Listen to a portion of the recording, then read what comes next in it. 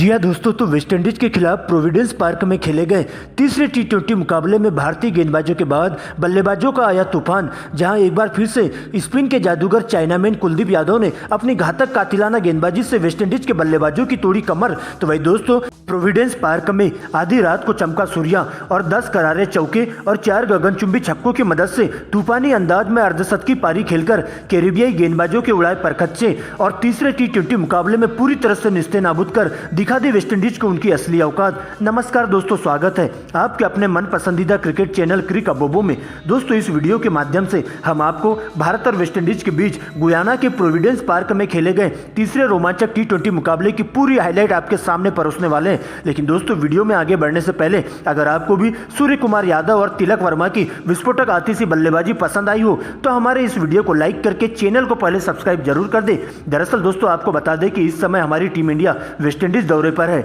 जहां पर दोनों ही टीमों के बीच 5 टी20 मुकाबलों की रोमांचक सीरीज खेली जा रही है। जहां पर अब तक खेले गए दोनों ही टी20 मुकाबले में कैरिबियाई टीम ने शानदार प्रदर्शन कर दोनों ही टी20 मुकाबलों को जीतकर सीरीज में 2-0 की अजय बढ़त बना रखी थी। लेकिन दोस्तों, इसी बीच हाल ही में सीरीज का तीसरा टी20 मुकाबला प्रोविडेंस पार्क में खेला जाता है। दोस्तों, इस मुकाबले में शाम 7:30 बजे टॉस किया जाता है, सिक्का उछाला जाता है और रोमेन पॉवेल के पक्ष में जाकर गिरता है। जहां टॉस जीतकर पॉवेल पहले बल्लेबाजी करना पसंद करते हैं और टीम इंडिया को गेंदबाजी करने का न्योता दिया जाता है। वही दोस्तों, इस मुकाबले में वेस्टइंडीज की तरफ से फाइनल प्लेइंग 11 में कोई भी चेंजेस देखने को नहीं मिला था, जबकि दोस्तों टीम इंडिया में 2 चेंजेस देखने को मिले थे, जिसमें एक बार फिर से कुलदीप यादव को वापस बुलाया गया। तो वही दोस्तों, यशस्वी जायसवाल को डेब्यू करने का मौका दिया गया। दोस्तों, इसके बाद वेस्टइंडीज की पारी की शुरुआत करने टीम के 2 धाकड़ ओपनर बल्लेबाज काइल मेयर्स और ब्रेंडन किंग क्रीज पर आते हैं। वही दोस्तों, भारतीय टीम की तरफ से घातक गेंदबाजी करने के लिए एक बार टीम के कप्तान हार्दिक पांड्या की एंट्री होती है और पहली ओवर में एक सटीक लाइन लेंथ के तहत गेंदबाजी करते हुए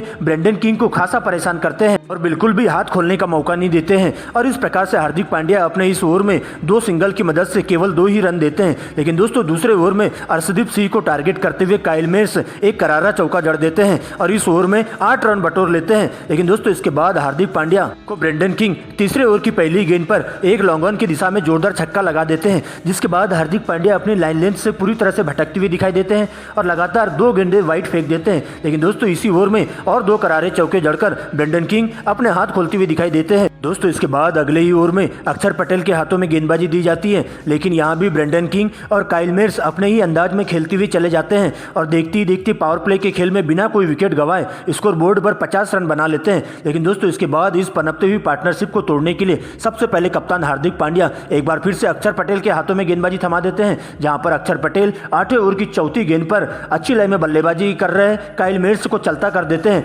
जहां पर लॉन्ग ऑन की दिशा में एक बड़ा शॉट मारने के चक्कर में काइल मेयर्स अर्शदीप के हाथों अक्षर पटेल की गेंद पर 25 रनों के निजी स्कोर पर आउट हो जाते हैं और इस प्रकार से उनकी पारी का अंत हो जाता है। दोस्तों, इसके बाद पारी को आगे बढ़ाने के लिए वेस्टइंडीज के कप्तान चार्ल्स आते हैं, लेकिन दोस्तों ब्रेंडन किंग दूसरे छोर से अंगद की तरह अपना पैर जमाए हुए रखते हैं और भारतीय टीम के स्पिन गेंदबाजों पर कहर बनकर टूटते हैं और देखते ही देखते पहले कुलदीप यादव और फिर यूसी चहल को टारगेट करते हुए दोनों ही गेंदबाजों की पूरी तरह से लाइन लेंथ बिगाड़ कर रख देते हैं, जहां पर ब्रेंडन किंग अपना विकराल रूप दिखाते हुए ताबड़तोड़ अंदाज में बल्लेबाजी करना शुरू कर देते हैं और इस प्रकार से दोनों ही बल्लेबाज 10 ओवर के खेल में टीम के स्कोर को 1 विकेट के नुकसान पर स्कोर बोर्ड पर 70 रन बना लेते हैं। लेकिन दोस्तों, इसके बाद कुलदीप यादव एक बार फिर से वेस्टइंडीज पर काल बनकर टूटते हैं और 11वें ओवर में घातक गेंदबाजी करते हुए अच्छी लय में दिखाई दे रहे चार्ल्स को चलता कर देते हैं। इस प्रकार से 75 रनों के स्कोर पर वेस्टइंडीज को चार्ल्स के रूप में दूसरा झटका लग जाता है, जहां पर कुलदीप यादव की एक बेहतरीन डिलीवरी को मारने के चक्कर में चार्ल्स एलबीडब्ल्यू आउट हो जाते हैं और इस प्रकार से चार्ल्स की पारी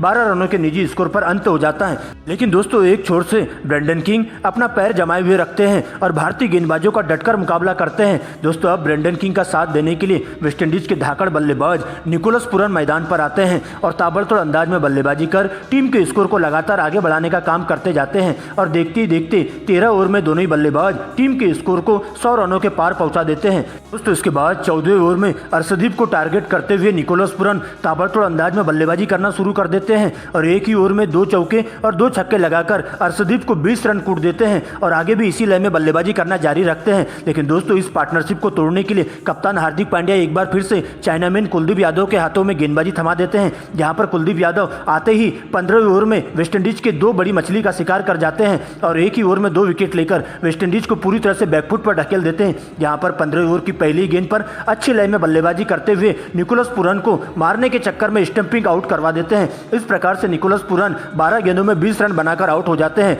जहां पर उन्हें 2 चौके और 1 गगनचुंबी छक्का लगाया था। दोस्तों इसके बाद वेस्टइंडीज की पारी को आगे बढ़ाने सिमरन हेटमायर ब्रेंडन किंग का साथ देने के लिए मैदान पर आते हैं। लेकिन दोस्तों कुलदीप यादव के इसी ओवर की 5वीं गेंद पर एक गुगली गेंद पटक कर सबसे पहले ब्रेंडन किंग को चलता कर देते हैं, जहां पर गुगली गेंद को ठीक से पढ़ नहीं पाते हैं और कॉटन बोल्ड होकर ब्रेंडन किंग को 42 रनों के निजी स्कोर पर आउट होना पड़ता है। जहां पर ब्रेंडन किंग अपनी इस पारी में 5 चौके और 1 गगनचुंबी छक्का लगाकर पवेलियन का रास्ता नाप लेते हैं। दोस्तों इस प्रकार से एक ही ओवर में 2 विकेट लेकर कुलदीप यादव वेस्टइंडीज की बल्लेबाजों को पूरी तरह से बैकफुट पर ढकेल देते हैं। लेकिन दोस्तों इसके बाद हेटमायर का साथ देने कप्तान रोमैन पावेल आते हैं, जहां पर देखते देखते दोनों ही सलामी बल्लेबाज टीम के स्कोर को सिंगल डबल की मदद से आगे बढ़ाने का काम करते हैं। लेकिन दोस्तों 18वें ओवर में तेज गेंदबाज मुकेश कुमार हेटमायर को आउट करके वेस्टइंडीज को 5वां झटका दे देते हैं, जहां पर 123 रनों पर वेस्टइंडीज को 5वां बड़ा झटका लग जाता है, जो कि तिलक वर्मा के हाथों कैच आउट होकर 9 रनों के निजी स्कोर पर पवेलियन का रास्ता नाप लेते हैं। दोस्तों इसके बाद रोमेल का साथ देने के लिए रोमारियो सेफर्ड आते हैं और दोनों ही बल्लेबाज अंतिम के ओवरों में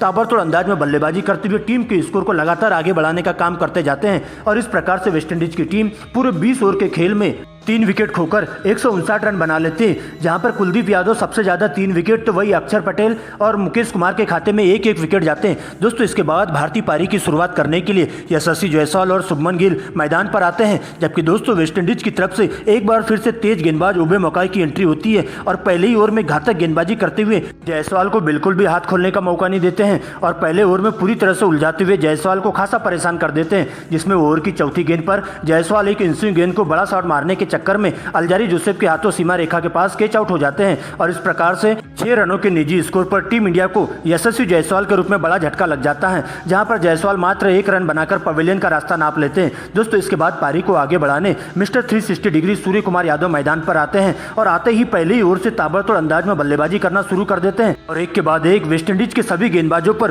पूरी तरह से धावा बोलते हुए उनकी लाइन लेंथ बिगाड़ने का काम करते जाते हैं, जहां पर सबसे पहले दूसरे ओवर में 2 कवर ड्राइव लगाकर 8 रन बटोर लेते हैं, तो वही दोस्तों तीसरे ओवर में 2 छक्के और 1 चौका लगा देते हैं। इस प्रकार से सूर्य कुमार यादव अलग ही लेवल में बल्लेबाजी करते हुए चले जाते हैं। लेकिन दोस्तों इसके बाद एक बार फिर से अल्जारी जोसेफ टीम इंडिया के लिए काल बनकर आते हैं और सबसे पहले 34 रनों के निजी स्कोर पर 5वें ओवर की दूसरी गेंद पर शुभमन गिल को आउट कर पूरी तरह से टीम इंडिया को बैकफुट पर ढकेल देते हैं, जहां पर अल्जारी जोसेफ की अंदर आती हुई गेंद पर एक बड़ा शॉट मारने के चक्कर में शुभमन गिल चार्ल्स के हाथों कैच आउट हो जाते हैं और इस प्रकार से शुभमन गिल 6 रनों के निजी स्कोर पर पवेलियन का रास्ता नापना होता है। लेकिन दोस्तों इसके बाद सूर्य कुमार यादव का साथ देने के लिए मैदान पर वर्मा जी के बेटे तिलक वर्मा की एंट्री होती है और सूर्य कुमार यादव के साथ मिलकर दोनों ही सलामी बल्लेबाज ताबड़तोड़ अंदाज में बल्लेबाजी करना शुरू कर देते हैं और इस प्रकार से टीम इंडिया पावर प्ले के खेल में 2 विकेट खोकर स्कोर बोर्ड पर 60 रन बना लेती है और इसके बाद तो दोस्तों दोनों ही बल्लेबाजों का विकराल रूप देखने को मिलता है और अच्छी लय में ताबड़तोड़ अंदाज में बल्लेबाजी करते हुए वेस्टइंडीज के स्पिन गेंदबाजों पर भी धावा बोल देते हैं, जहां पर सबसे पहले अकील हुसैन को एक ही ओवर में 2 चौके और 2 छक्के लगाकर 20 रन बटोर लेते हैं। तो वही दोस्तों इसके बाद रोमारियो सेफर्ड के एक ही ओवर में तिलक वर्मा भी ताबड़तोड़ अंदाज में अपने घेर बदलते हैं और एक ही ओवर में 2 करारे गगनचुंबी छक्के लगा देते हैं और देखते देखते दोनों ही सलामी बल्लेबाज 10 ओवर के खेल में 2 विकेट खोकर 100 रन बना लेते हैं। दोस्तों इसके बाद तो सूर्य कुमार यादव का अंदाज ही अलग देखने को मिलता है और 5वें घेर में बल्लेबाजी करते हुए सबसे पहले रोमारियो सेफर्ड के एक ही ओवर में बैक टू बैक 3 करारे चौके जड़ देते हैं और सबसे पहले मात्र 26 गेंदों में ही अपनी 50 पूरी कर लेते हैं। तो वही दोस्तों दूसरे छोर से तिलक वर्मा भी दूसरे अंदाज में बल्लेबाजी करते हुए एक ही ओवर में 2 चौके और 1 छक्का लगाकर 16 रन कूट देते हैं और दोनों ही सलामी बल्लेबाज मात्र 24 गेंदों में ही 50 रनों की अटूट साझेदारी पूरी कर लेते हैं। दोस्तों अर्धशतक पूरा होने के बावजूद भी सूर्य कुमार यादव यही नहीं रुकते हैं और इसके बावजूद भी ताबड़तोड़ अंदाज में 5वें घेर में बल्लेबाजी करते हुए वेस्टइंडीज के गेंदबाजों की पूरी तरह से धागा खोलकर रख देते हैं। लेकिन दोस्तों इसके बाद एक बार फिर से अल्जारी जोसेफ टीम इंडिया के लिए काल बनकर आते हैं और इस बार सबसे पहले सूर्य कुमार यादव के रूप में टीम इंडिया की सबसे बड़ी मछली का शिकार कर जाते हैं,